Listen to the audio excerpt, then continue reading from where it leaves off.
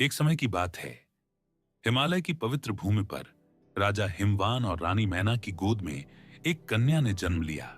नाम रखा गया पार्वती। बचपन से ही पार्वती जी का मन साधारण नहीं था। जहां बाकी बालिकाएं खेलती कूदती, वहीं पार्वती जी का हृदय ईश्वर भक्ति में रमा रहता।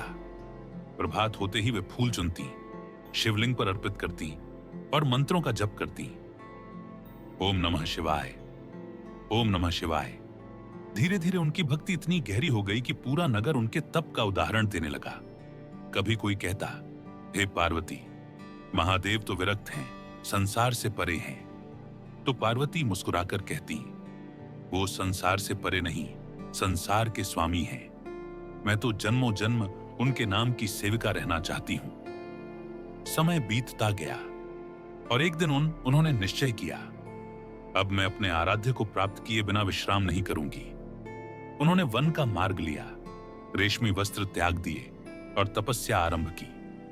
पहले दिनों में वे फलाहार करती रहीं, फिर केवल पत्तों पर निर्भर रहीं और अंततः हवा पर जीवित रहने लगीं। धूप, वर्षा, शीत, किसी से भय नहीं, आंखें बंद, मन में बस शिव का नाम। सालों बीत गए, किंतु उनके संकल्प में तनिक भी कमी नहीं आई। देवगण विस्मित थे।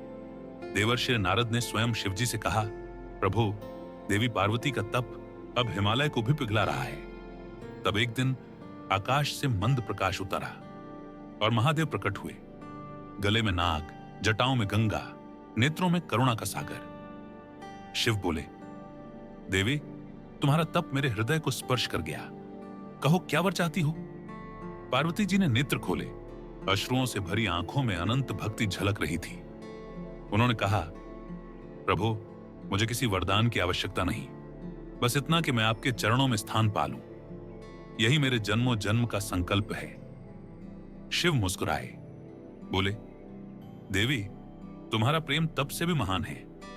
आज से तुम मेरी अर्धांगिनी हो। जहां मैं पूजित होऊंगा, वहां तुम्हारी पूजा अनिवार्य होगी।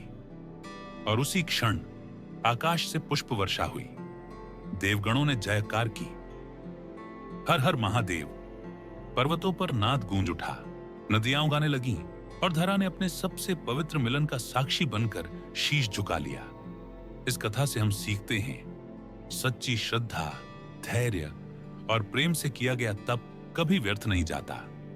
जब हृदय निर्मल हो, जब लक्ष्य केवल ईश्वर हो, तो स्वयं भगवान भी भक्त के द्वार पर आ जाते हैं।